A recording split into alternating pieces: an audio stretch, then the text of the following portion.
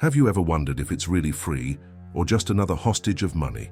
Charles Dickens asked that question before everyone and responded with the pain he carried on his chest. Today you will understand how Dickens unveiled, almost 2 centuries ago, which many are only realizing now, the money that promised freedom. It has become a new form of slavery. In the dimness of human ambitions, where the noble aspiration bumps into the limits of reality, a spectrum that seduces and deceives with promises of a tangible but distant paradise. This spectrum, intricately fabrically by the legitimate dreams of material progress and comfort, assumes the form of an invisible imprisonment, whose bars are forged by the very hope of the captives. Man, driven by an innate moment of improving his condition, is suddenly entangled in currents that are as subtle as unbreakable. Charles Dickens, in his arguing observations of Victorian society, saw closely how the pursuit of financial freedom, this ardent and seemingly innocent desire, could be turned into a cunning trap. By roaming the streets of London, a city overshadowed by the steam of the chimneys and sprinkled by the fog of undone dreams, he witnessed the subtle and painful anguish of those who were enslaved not by visible shackles, but for the constant and enclepting persecution of an ideal. Financial freedom, for many, was revealed as a mirage in the desert of aspiration. It was a promise that perpetually faded on the horizon, keeping men in continuous march, never achieving relief or satisfaction. Instead of freeing, this goal was fulfilled in one more obligation, a treacherous promise that moved away more and more, always hanging out of reach, similar to the shadow of dreams that flows between the fingers to dawn. In the midst of this journey, the man was overwhelmed by an incessant routine, such as a never-silent gear machine which was endlessly rotated, driven by the fuel of dissatisfaction. What had been a desire for emancipation became a yoke invisible, but heavily felt in every fiber of being. The hopes of economic security and personal fulfillment were thus confronted with the raw and painful reality of a fictional freedom, a palpable illusion that imprisoned as much as it released. Financial freedom in such a conception was only an illusion fueled by a society that, in its incessant search for progress and profit, learns to stifle the simple joys of life for an unattainable ideal.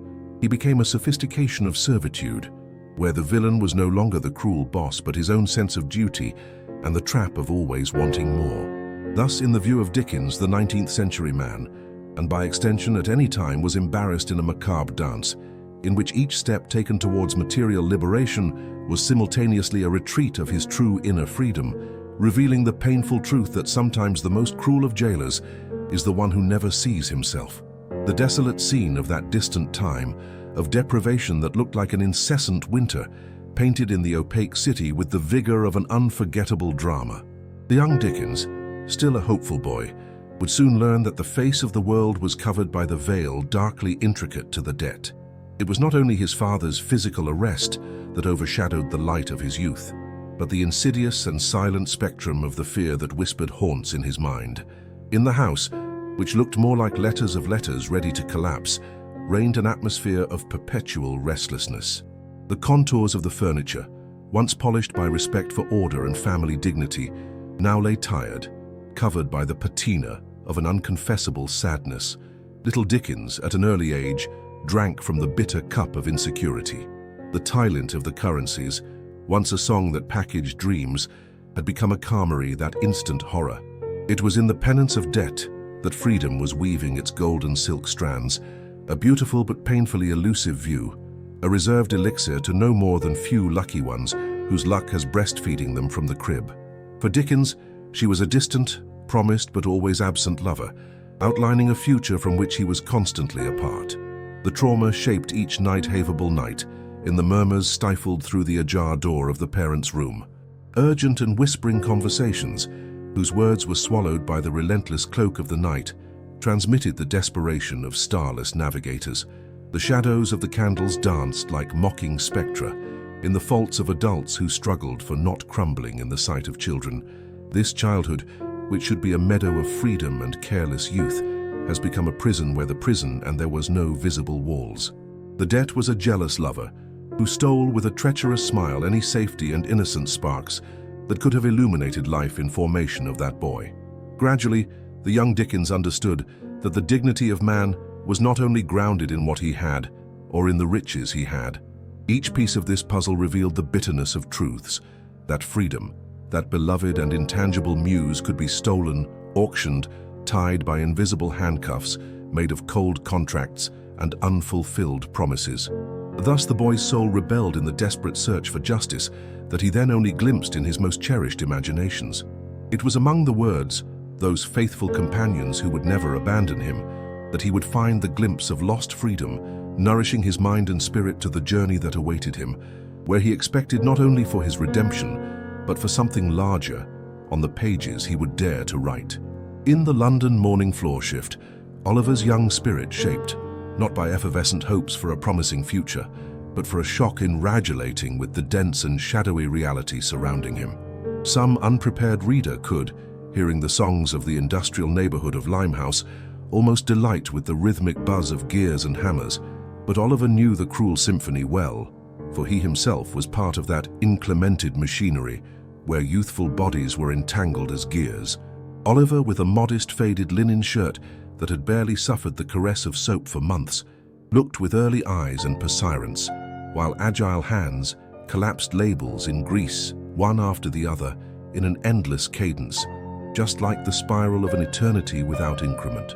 The viscous and penetrating smell of the grease was the nostrils, in an oily hug that marked each particle of the air and every thread of his being. And so, as if by the trick of an invisible playwright, his bold eyes captured the stunning glimpse of boys of his age, boasting immaculate school uniforms that cried a history of protection and freedom conquered at the expense of gold. They slid smoothly and carelessly through the streets, as if the world had been a vast plain without obstacles, while he, Oliver, inhabited the depths of an impenetrable toilet cave. He had learned early, from the silent penalty that only those who are born and mature in full need understood that the currency of those devoid of tangible pecunia was the invisible richness of childhood itself. Ah, childhood, that treasure that must flourish and rejoice in each spring, was there in the midst of glues and pots, scattered as autumn in its early decrease. There were times when the profane silence seemed to tear the fabric of the day. It remembered in a brutal flash that the road of destination was paved more with illusions of equality than with its realities. In the shadow of every corner, where the sun refused to fully illuminate, they resided the invisible invoices of inequality, relentless and insistent, demanding to those who had no need to give the very essence of their formative years. And so, in each label glued in every muffled sigh, the great secret of child labor was perpetuated, a silent pact of lives that would pay between shadows for a comfort they would never enjoy. The 19th century society, brilliantly crushed by Charles Dickens' passionate and tireless words, offers an overview that unfortunately resonates through the times, the human value eroded by the incessant search for materialism. In the tangle of the dark streets and albums filled with London fog, a theatre emerges, in which the bargaining chip is no longer compassion or virtue, but the vile metal, the gold god to which everyone bends. Souls, once clear and harmonious, now lay entangled by the merciless web of unbridled capitalism, which turns men and women into mere characters of a monetary tale. The glow of their hopes and dreams, which once shone as intensely as the stars in the firmament, goes out slowly, overshadowed by the fleeting brightness of the coins that take on the streets, filling the air of as sweet as a misleading. In these times, the appreciation for another human being is linked to the label of possessions and goods. Character and goodness, attributes of an invaluable value once tenaciously cultivated, wither in the shadow of the new judgment that determines the value, or, in the harsh words of our narrative, the price of someone's existence. It is a new form of slavery, such as subcutaneous that it is hardly perceived, where freedom is an ideal to be bought at the most disparate cost of the soul. Thus, a pulsating society now transmutes into an incessant sea of dollarlets and values, such as a great human business fair, where each individual becomes a well to be marketed. The subtle poison of an invisible label hangs over each citizen as an invisible attention that reduces the essence of humanity to mere trade transactions. The ancient community spirit is suffocated, the weakened bonds of solidarity and love reduced to a matter of financial convenience. In Dickens's mind, it was a painful truth that the foundations of any society colorful by such a view are always at the mercy of the inclementary winds of economic instability. For a purchased peace is a fragile peace, always subject to the impetuous whim of markets and bankruptcy. And over time, the big questions remain in the air, hovering as persistent spectra. What is the price of true freedom? And crucially, what are we willing to renounce to reach it? At the heart of Dickens's careful analysis, it is certain that the narrative of life should never be measured by the weight of gold and silver, but by the unqualified thread of human character and soul. For the redemption of any society lies not in their purchasing power, but in the ability of their citizens to see beyond price and discover the immense value of what cannot be purchased. Contemplate, dear readers, the soul in Maze, a figure whose existence precariously balances in the invisible wire between illusion and reality, as a poor play at the ceaseless tide of time and customs. Imagine, if you can do so, the life of a man who walks through an unnamed street, his footprints erased by the dust of everyday life, unable to see the shackles that adorn his ankles. It wakes up every morning, even before the sun has pronounced its morning votes, and mechanically headed to its toil place, as if this endless routine were its only mission. In this solitary march, their thoughts are tiles worn out by the pressure of the desire to possess, not only objects, but also the fleeting concept of personal value. He measures himself by an invisible ruler, whose numbers are crossed out by distant voices, whispering promises of recognition, prestige, and fulfillment. But in your heart, there is a void that neither carefully bent notes in your pocket can fill. Oh, how many souls are lost, sailing through this ocean of obligations. With each work he packed bricks over the building of a future that will never really find him. A mansion made not of genuine aspirations, but of debt stacked in massive gold altars. Every coin that counts, every deck that needs is a dark sorry deposited under its tired eyes, widening the maps of age over its forehead without a single day of rebellion or freedom. The carriage of society passes incessantly, trampling the spirit that once longed for freedom, and he, poor to be blind and selfless, invisibly chained, continues to walk through life, following the procession of expectations that were sown without his true consent. Your life no longer belongs to you. It is a continuous representation, a piece staged on the stage of consumerism and false claims. Ladies and gentlemen, glimpse the heart of a man whose deepest desires were disguised as duty. Freedom nods as a companion he once knew, but now simply hides under the shadow of promissory notes and contracts, signed to buy little more than illusion. Oh, how sweet it would be to realize that true security does not reside in tread and key coffers, but in the lightness of carrying only what is necessary for the journey of a soul in peace. Thus follows the slave who does not yet know that it is such, whose shackles are not cold iron, but of gold promises that break the same with which they were built. In a sigh, perhaps he will awaken from his numbness, and will find it out, but within himself, that eternal space where freedom truly resides. That ennibored day, when the cathedral clock sounded his resonant melody, John Wetherall felt a slight shiver through his spine. The tremor does not come from the cold, once companion of its existence, but from the inner shadows, pregnant women's anxieties. He looked around to the city's monotonous margins of the city, where the assortment of stores oscillated between modesty and exuberance. Like so many other inhabitants of London, John had been seduced by the tempting glow of the signs who cried for attention, with their tempting promises of instant comfort packed in sparkling packages. On the sidewalk, in the opaque light of an ad, John stopped before a showcase that displayed the gadgets of modernity. At that moment, what seemed liberation was just a golden cage. Abstract of human relations, he advanced among the vices of insatiable consumerism, uncertain price that would really pay in the most expensive currency of all, his own humanade of. The card that held, in gold letters and easy promises, had acquired a weight that seemed disproportionate to its thin form of plastic. The little resources, divided into future portions of dissatisfied desires, seemed insufficient to fill the growing emptiness in their life. In that jungle from which anyone could acquire an illusion's armor, he resonated the warned echo of Dickens's words, past harmonies that told stories of men like him, subdued by what they had mistakenly considered harmless progress. As he crossed the street, his eyes captured his deducted face of an old acquaintance, sitting on the sidelines, invested in discouragement, as slaughtered by these artificial storms as he himself. Ah, How many youth dreams Edward Randall had ignored, dazzled by the malicious promises of easy credit, just to wake up in a future where the grafts of the debt have already complained about the ambitions. With each step, the clearer became John's perception. Financial freedom was not achieved through these momentary illusions, but forged at the core of daily choices, carved with the need for temperance and wisdom. True freedom was an investment of time and waiting, not accumulated debts. And so, under the cloak of newly discovered understanding, John walked home, determined to reorder the course of his life, aware that time was still by his side, waiting for the conversion of mere promise to decent reality. In the midst of the whirlwind of afflictions that make up the tapestry of life in their darker nuance, we find the figure of Mr.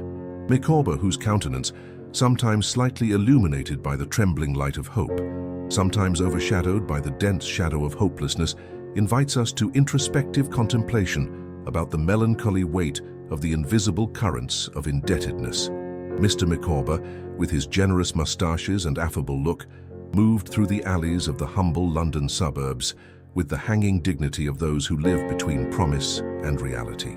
His robes, although worn out and thinly spounded at a gentleman's fashion in difficult times, still denoted a slightly pathetic attempt to keep the facade imposed by society. And as he walked, the sharp wind plagued warning songs in his ears, a strange composition that instigated him to reflect on the subtle and deceiving meaning of financial freedom. In each suffocating hug of the debt, contained with levity and every oath of non-compliant economic sobriety, Micawber embodied the universal agony of the slave without tangible shackles. The metaphor of the chain, so vigorously explored in the trenches of his everyday restlessness, was a poignant reminder that the restriction did not come from padlocks, but of mercilessly signed contracts and voluptuous dreams that were not realized. The dining table, always carefully decorated to hide the scarcity, became a solemn stage where hopeful speeches were uttered. In the hopeful eyes of his sons and in the taciturn pragmatism of his wife, Mrs. Micawber rested restlessly the pain and truth hidden in the words spoken with a certain rhetorical charm. Blind faith in which "something will present" was just a kind mask that hid the growing despair of the soul. And so Mr. Micawber became an almost tragic symbol of that part of humanity who engages in ceaseless waiting for a benevolent nod of fate, even though the same fate has fun competing with probabilities. Micawber's story urges us to ask, how much is our freedom worth, if it is not a harmonious coexistence with financial serenity? As we contemplate the ultimate but vibrant lessons which emerge from Micawber's narrative, we are urged to probe the depths of the human heart, recognizing in him as passengers on a ship, not unlike the one in which he sails. In our own journeys, we must discern whether we will become vigilant commanders of our destination, or, like Mr. Micawber, we will lose ourselves in the fickle seas of desire, waiting forever for a miracle that stubbornly dodges. His legacy is a persistent whisper that true freedom, as a precious good, lies in the art of finding balance between dreams and reality, between hope and reason. In the midst of the intangible mist of a one-dusk London, where the lights trembled in the breeze like small restless souls, the question that might well haunt the city's own conscience resting: do you have money, or money have you? It was not merely a question to be answered with rapid discernment, but rather a maze of speculation, as entangled as the dark alleys of London. In the ends of the modest dwellings dispersed by the neighborhoods, men and women were striking daily against the relentless calculations of the collectors and time. The chimneys exhaled smoke of worry, and each parsimonious dinner was changeable in an anxiety's banquet. The Rollmueder became the sovereign, imposing his laws with a tyranny disguised as mere need. Let us think of a certain gentleman at first glance in the presentation, whose ways were partly shaped by his common garment and partly by the unprecedented stories of his soul. He passed through the passers by with firm steps, however, in his heart. The chains of the gold that sweated in his pockets weighed more than the world. With each tilint of coins, his freedom was rolled behind the golden bars, a prisoner of the possessions he involuntarily worshipped. How many melodies were they playing on the piano never bought? How vast and unknown, land not seen, hidden by the spectrum of postponed debts.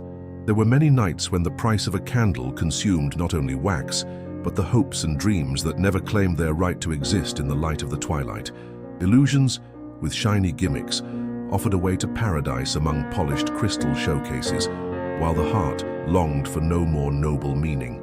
And in the web of greed, fired by the real or imagined need, many were lost, knowing the price of everything but the value of nothing. At home, when looking at the mirror that silently returned his own eyes, the reflection demanded answers. Would he be living for the illuminating purpose of the spirit, or lived with his emptied energy for the insatiable hunger of possessions?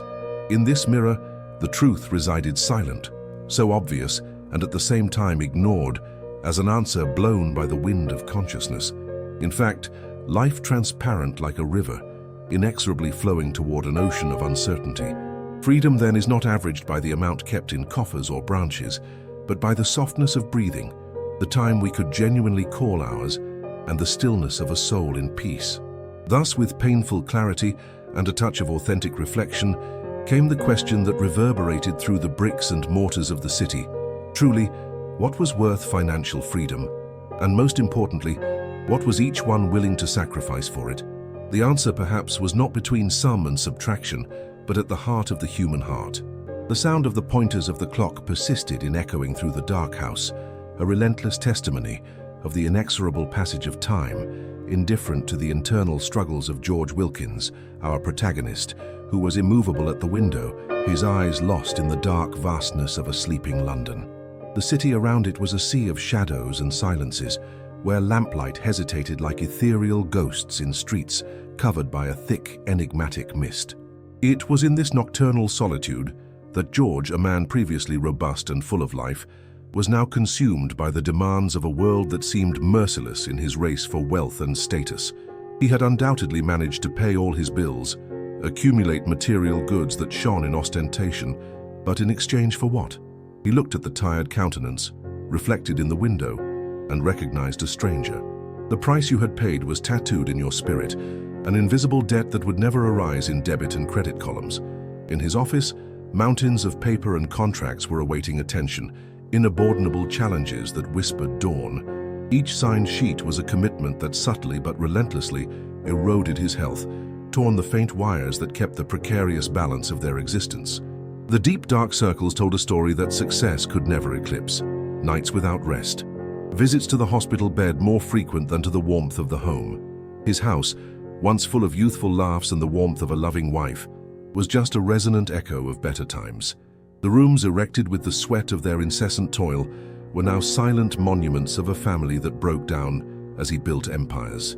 The faces of the children, who once rushed to embrace when they arrived, became faded memories, shadows of a past sacrificed in the endless altars.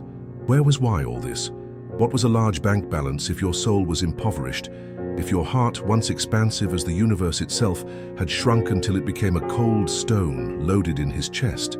George was beginning to realize that true freedom was not the incessant accumulation of possessions, but the ability to breathe deeply, to live in his heart, the certainty that the day had passed not only in effort, but in shared joy. He was imprisoned not for visible shackles, but for those he had forged himself, being the owner of his bitter fate. In that instant clearly, in the midst of the pitch, George was contemplated the bruxulent light that announced dawn. It was a flame of hope, a late understanding that true freedom is reached only when wealth and serenity are combined with delicate and human proportions. While the city slowly awakened with everyday sounds, Wilkins promised to redeem his own life, no longer a slave to gleaming gold, but an alchemist of peace that only the heart knew in his full truth. In the intricate fabric of modern life, where people are hurried to the point of forgetting their own essence, there is a painful but deeply transforming truth. It is a truth lined with the wear and tear of expectations, which hides in the dimness of social conventions, a dark corner where few dare to peek, as it is to confront a spectrum that many prefer to ignore in the name of fictitious comfort. Ah, gentle reader, allow me to lead you through words considered sometimes as heavenly harps, on a journey to the heart of our daily disappointments. You who rises every tomorrow with the fervor of those who rise to the scaffold for everyday work may have become, without realizing it, a mere prisoner, not the one who is imprisoned by a tangible jailer, but by selling his soul by a handful of gold, is confined to invisible but unqualified currents. Being an excellent worker, polished in the avenues of education and fearless in the field of achievements, does not exclude anyone from the servile condition. What are the true shackles that weigh on your soul? They are in fact of an invisible vile matter, consisting of fear, debt, and the incessant desire for approval by strange eyes. This is the cruel clerk of the accounts that never cease, a voracious enemy of our quiet and lord of our day. It is in the oppressive stillness of dawn that the murmurs of doubts and fears intensify. What if all we cling is just an illusory swamp? Asks the restless mind. The heart, between anxious beatenments, recognizes secrets sopitated since youth, when freedom still seemed to reach small and curious hands. Oh, how much is this incorruptible freedom worth? More than any currency can buy, more than any applause can offer. But the real freedom, so pure and unchanged by the majority, is one that flows from the profound recognition of the futility of meaningless wealth, so that our happiness is not based on bank balances, but in the joy of living without ties. Thus, while the tyranny of the material world continues to throw its shadows over the unwary souls, procrastinators of her own destiny, is the noble and Herculean task of breaking the veil of illusion. Just there, where darkness gives in to the light of an awakening consciousness, lies a rarely experienced emancipation. Only then, when words do redeeming silences be, we led to understand that true freedom is not a spectrum to drift, but the point of light at the end of the journey, a promise that few, in the mazes of this vast world, can truly embrace. The twilight of financial consciousness rose over the horizon of Victorian London, as a fog that penetrated the hearts of men and women, imprisoning them into an invisible jail, forged by the illusions of material accumulation. In this scenario, enlightened by faint hopes, true freedom shines not like gold that slides between fingers like sand in a bullshit, but as pure and crystalline understanding of what really cemented the foundations of the human spirit in dignity and integrity. Charles Dickens, endowed with a unique vision, observed the dance of the poor rich and the poor rich, who struggled in the inflexible currents of greed and superficiality. He saw beyond the smoke curtain and mirrors that society weaved with shining currencies, realizing the true slavery that took the soul when gold became not a servant, but a tyrannical master. Thus, his words were intertwined in a symphony of truths that begged to be heard. Money, in its purest essence, could not, nor should it be who we are, but to serve the purpose of sustaining who we desire to be. The city, a fervent, pulsating heart, was the stage where these lust and power stagings unfolded. In the dirty and distressed streets, where children played in the shadow of factories and workhouses, the true proof of freedom was not measured by the puffed pockets, but by the perception of the eyes they could see beyond the transitory possessions. They were eyes that recognized the radiant value of friendship, honor, and contentment, as simple as they were. This, yes, was the coin of Dickens, a currency that did not rust over time, nor devalued the marketing fluctuations of selfishness. Amid the incessant unfolding of the days, those who the author knew and portrayed in his narratives understood, in their journeys of self-discovery, the beauty of possessing enough to live with meaning, without kneeling before the golden altar of greed. The true treasures they sought were in the selfless gestures, in sincere smiles, and in a bed of quiet consciousness at the end of each troubled day.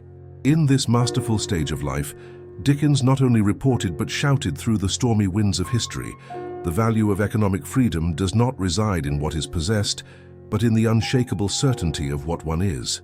Freedom was, and always will be, that rare and precious state where the consciousness of the individual reigns sovereignly, illuminating the hard path in the shadows of eternally insatiable.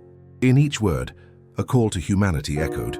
The true fortune was, after all, in hearts capable of recognizing the difference between living and only existing. Ah, dear reader, we have a moment in the sneakers that surrounds the spectrum of our existence, between what we are and what we inadvertently become. Let us approach, therefore, to the culminating point of our narrative, where the invisible shares of society try to pale and stubbornly cover up the true dawn of the human spirit.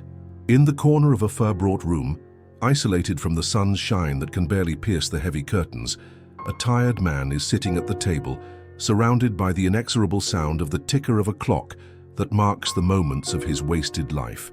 Each beat of the pointer sounds like a nefarious reminder of the time that fades, while his eyes, once full of dreams, are now fixed on piles of papers, invoices, precarious accounts, and mediocre documents that, like modern vampires, suck the vitality of his soul.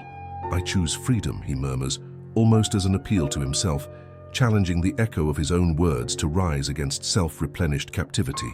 The decision to break free, to climb the wall of conventions and social obligations he had erected himself, seems to be a Herculean task, demanding inexorably firm strength and intention. Society, with its incessant parade of norms and patterns, preaches a perfidious and deceitously attractive narrative.